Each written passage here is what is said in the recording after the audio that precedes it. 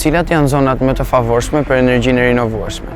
Po ja, shkolla juaj ka panele fotovoltaike aty lart dhe ky është një zhvillim spektakular dhe kjo është balanca që duhet të vendosim.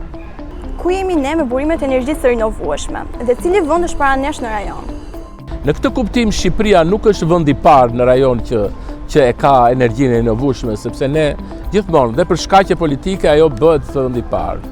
A ka para vendi ynë për të zhvilluar energjitë e rinovueshme?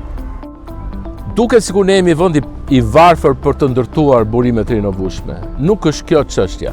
Ka plot investitorë sot që janë orientuar drejt burimeve të rinovueshme dhe janë investitorë potencial ndërkombëtar që po e zhvillojnë këtë. Ne në Shqipëri duhet të tregojmë të zgjuar. Shteti e organizon ankante, i jep mundësi me tokën që të zhvillohet toka për burimet e fotovoltaike dhe me këtë përfiton çmimin. A e dëmtojnë këto projekte mjedisin?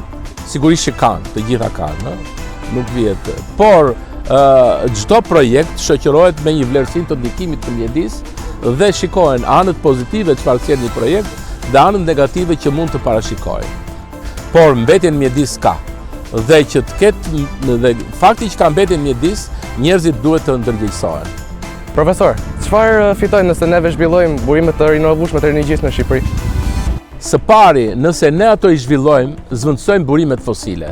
Por, në jetën tuaj duhet kuptoni që duhen futur sa më shumë makina elektrike në mënyrë që ai dioksidi i karbonit që prodhoheshet përmes naftës dhe transportit, tashmë duhet të kthehet të ketë makinat elektrike duhet të furnizohen me energji elektrike të gjelbër, pra me prejardhje të burimeve të rinovueshme nga hidrocentralet, nga energjia e diellit, nga energjia e erës dhe jo më me importe të cilat përgjithsisht janë burime me energji fosile.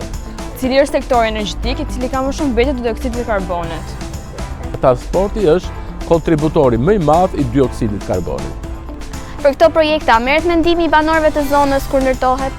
Po, është e vërtetë që ka dhe reagimet e banorëve, por reagimet e banorëve unë si eksperti shoh në dy mënyra.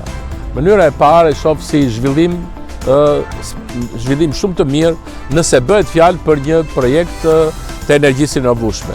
Por nëse bëhet fjalë për një termocentral me gaz ose me qymyr, atëherë do isha krejtësisht kundër. Reagimet fillojnë nga ambientalistët, të cilët janë shtresa më e ndërgjegjësuar lidhur me mjedisin. Ambientalistët për hir të vërtetës nuk duan asnjë zhvillim. Duhet ta prekin pak ambientin, po ta prekin në mënyrë miqësore, të jemi sa më miqësor me këtë lloj ambienti.